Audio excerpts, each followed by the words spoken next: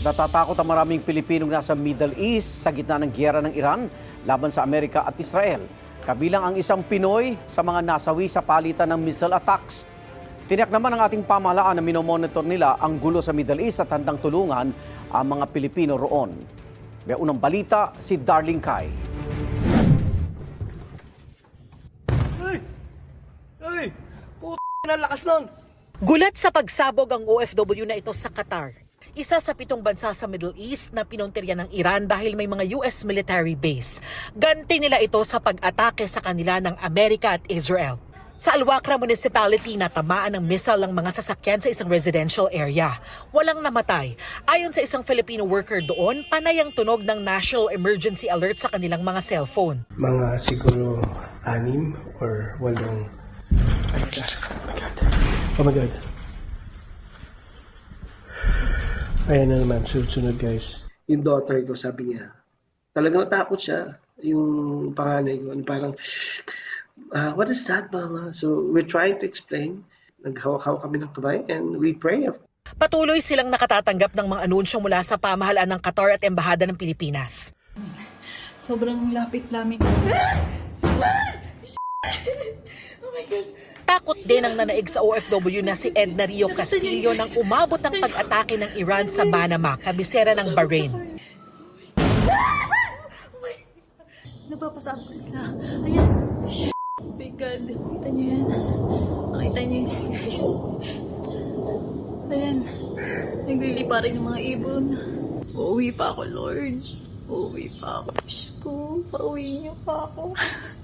Hanggang sa makapanayam siya ng GMA Integrated News, hindi pa rin daw tumitigil ang mga pagsabog. Halos kalapit lang talaga namin yung location ng pasabog. Sobrang kabado talaga. Until now, sir, hindi pa rin ako makaget over talaga sa sobrang takot. As of now, nasa mabuting kalagayan naman po. Sana po sila mag-alala and pray lang po sa lahat ng mga kababayan nating OFW. Maririnig niyo po yung sirena sa background. May mga pagsabog ulit. Sana po ay matigil na po ang kaguluhan ito. Ang OFW na si Randy, 30 minuto lang ang layo ng tinitirhan mula sa US military base sa Jufair District na pinuntirya rin ng missile attack. Habang kausap siya ng GMA Integrated News, tila may narinig pa raw siyang pagsabog. Dapat daw malayo sa bintana.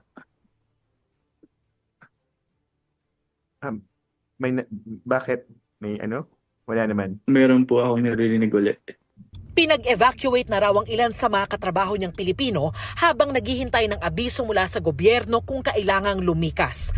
Sa isang video message, siniguro ni Pangulong Bongbong Marcos na patuloy ang pagmumonitor ng mga kauni ng embahada at labor attaché sa mga lugar kung saan may kaguluhan. Sa ngayon ay patuloy ang aming pag-monitor para tiyakin na nasa magandang kalagayan ang ating mga kababayan sa Middle East.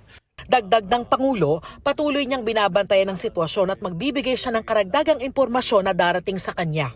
Pinag-iingat din ni Vice President Sara Duterte ang mga Pilipinong naninirahan o naglalakbay pa Middle East. Siguraduhin valid at hawak ang inyong mga dokumento at pasaporte.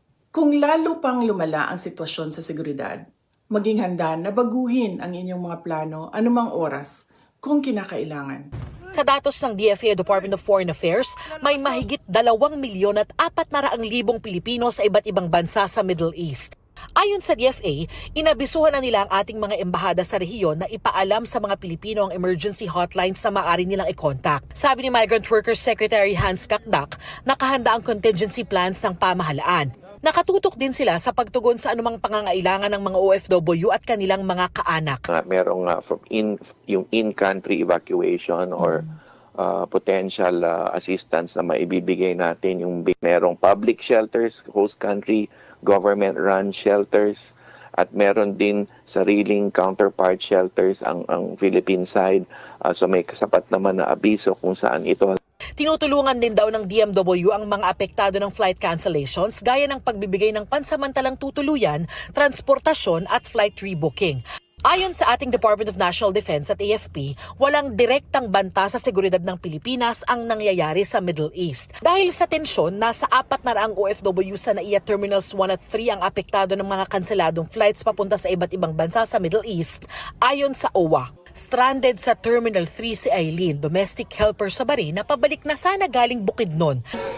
Nung nagbakasyon ako, 1 month ako nagbakasyon, namatay yung nanay ko. Tapos, hindi pa natapos yung 40 days, babalik sana ako ng Bahrain. Ito na naman nangyari. Inaalala niya ang kalagayan ng anak na nasa Bahrain. Sa OFW Lounge, no, meron silang pwesto dito, hindi sila pakalat-kalat sa airport. Kahit na yung iba, halos isang araw na dito dahil sa pag-aantay ng anunsyo tungkol sa kanilang mga flights. May pagkain tayo dito, inumin, merong wifi, meron silang pepwestohan, matulugan. Ito ang unang balita. Darlene Kai para sa GMA Integrated News. Igan, mauna ka sa mga balita, mag-subscribe na sa GMA Integrated News sa YouTube para sa iba't ibang ulat sa ating bansa.